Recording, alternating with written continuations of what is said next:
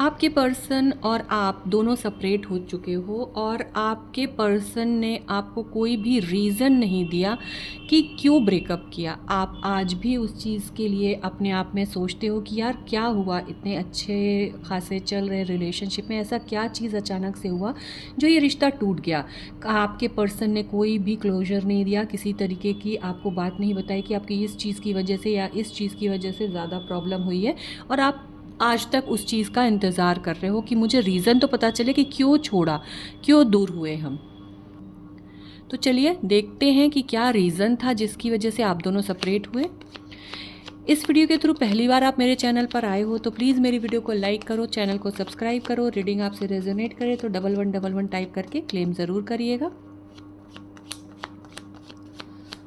हमारी reading general, timeless, collective reading होती हैं, इसमें एनर्जी की बात नहीं होती। कलेक्टिव रीडिंग होने के कारण इसमें हर चीज़ आपसे रेजोनेट करे ऐसा होना पॉसिबल नहीं है। तो जितना आपसे रेजोनेट करे उतना अपने पास रखें, बाकी बाकियों के लिए छोड़ दें। अपने पर्सन का नाम लीजिए, उन्हें याद करिए, उनके साथ बिताए हुए उन अच्छे पलों को याद करिए।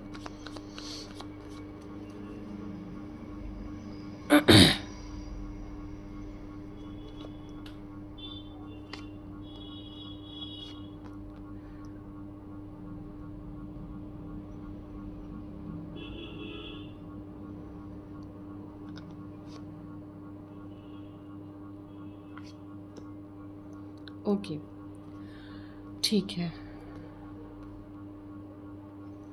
देखिए, आप दोनों का जो रिलेशनशिप था वो बहुत अच्छा था। आप दोनों ने पूरा एफ़र्ट डाला और काफ़ी अच्छा इस रिलेशनशिप में एक दूसरे के साथ आप लोग रहते थे, बात करते थे, इमोशनली गिव एंड टेक अच्छा था।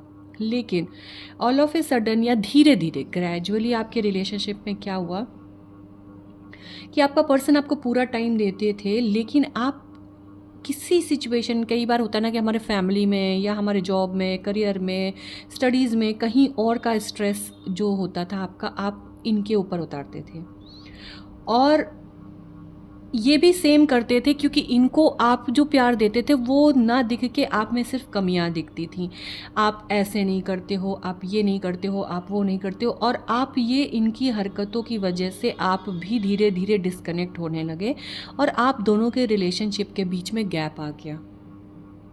जिसकी वजह से क्या हुआ कि जब आप दोनों को इमोशनली एक दूसरे का सपोर्ट करना था तो आपने क्या किया, वहाँ पर अपना अपना खुद का पोजीशन देखा। जैसे आप थे कि यार मैं ऑफिस में या स्टडीज़ में या फैमिली में इतना स्ट्रेसफुल हो जाता हूँ या हो जाती हूँ, तुमको समझना चाहिए।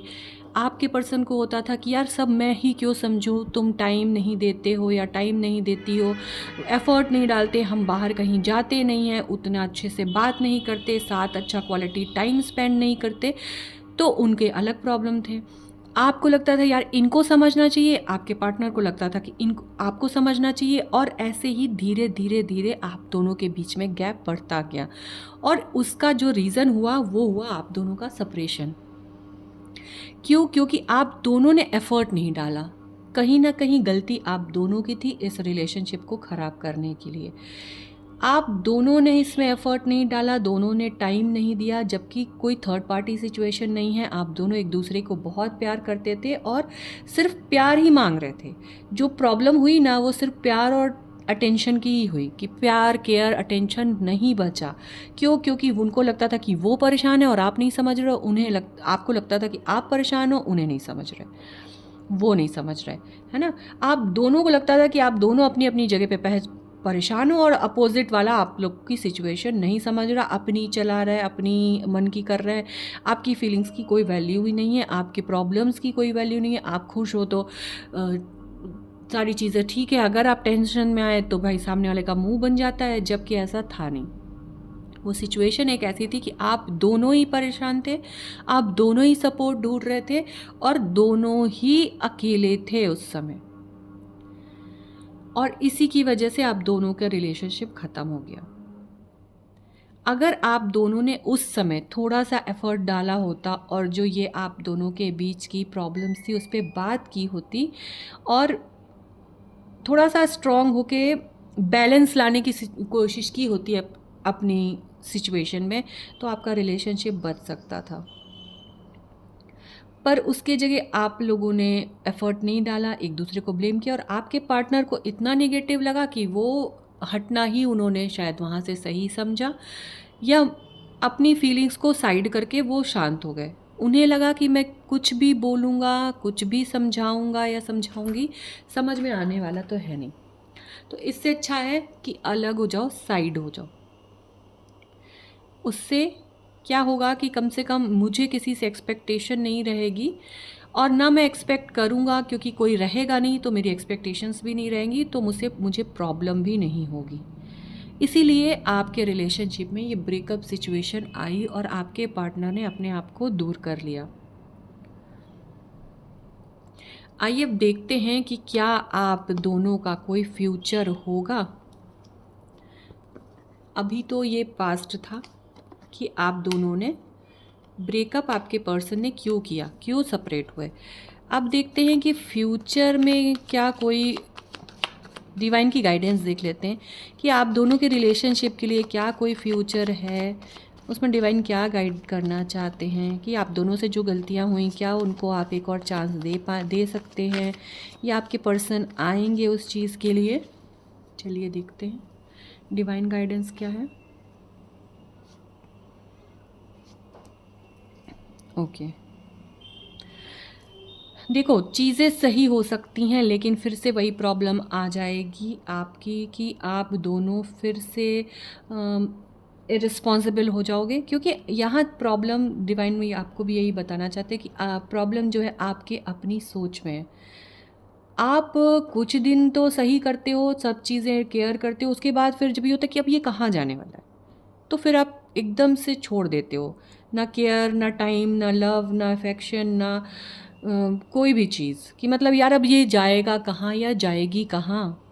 तो उतना एफ़र्ट डालना बंद कर देते हो उस रिलेशनशिप में। जबकि एक चीज़ मैं आपको बता दूं कि पूरी लाइफ एफ़र्ट्स की ज़रूरत होती है किसी भी अच्छे रिलेशनशिप में। आप देखो आज के जो पुराने जो हमारे ग्रैंड पेरेंट्स कोई आपके टच में होंगे तो आप ज़रूर देखना कि अभी भी वो दोनों एक दूसरे के लिए उसी तरह करते रहते हैं, टाइम निकालते रहते हैं, बात करते हैं, एक दूसरे की पसंद की चीज़ें लाते हैं, एक दूसरे के पसंद का काम करते हैं, किचन में एक दूसरे की हेल्प करते हैं। अगर आप प्यार बरकरार रखना चाहते हो ना, तो स्टार्टिंग ही नहीं पूरी लाइफ आपको एफ़र्ट डालना ही पड़ेगा। अगर आपकी ये जो सोच है कि यार ठीक है स्टार्टिंग में करो, बिगनिंग में सब चीज़ करो, केयर करो, बहुत पटाने में एफ़र्ट डालो और एक बार जब पट गया तो फिर उसके बाद तो फिर छोड़ दो। अब तो पट गया ना, अब क्या करना है, अब तो कुछ करना ही नहीं है, अब एफ़र्ट डालना ही नहीं है, तो ऐसा नहीं है। इसके लिए आप इनसे ही क्या किसी और के साथ भी रिलेशनशिप में आओगे तो आपको फिर सेम प्रॉब्लम होगी ही होगी, क्योंकि प्रॉब्लम आपके थॉट प्रोसेस में है। अगर सही करना है तो आपको अपना थॉट प्रोसेस सही करना है। डिवाइन भी आपसे यही चाहते हैं कि पूरा जो आपका थॉट प्रोसेस है उसे चेंज करो, उसे सही करो, अपनी आँखों की पट्टी खोलो और इस जो आपकी ये जो कह सकते हैं ना कि ये जो सोच है बिगड़ी हुई सोच, उसको सही कर लो कि एफ़र्ट आपको ज़िंदगी भर डालना पड़ेगा। ये पार्टनर आपका है तो प्यार आपको ही करना है, एफ़र्ट आपको ही करना है और इस रिश्ते को आगे लेके आपको ही जाना है। और अगर आप ऐसा करते हो तभी आपकी लाइफ में प्यार रुकेगा, टिकेगा और बढ़ेगा। अदरवाइज़ आप अकेले हमेशा रह जाओगे, चीज़ें आपको समझ में नहीं आएंगी, आपको लगेगा कि आप इतने एफ़र्ट डालते हो उसके बाद भी आपके रिलेशनशिप्स क्यों नहीं बचते हैं। तो यह है आज की reading. Thank you universe, thank you universe.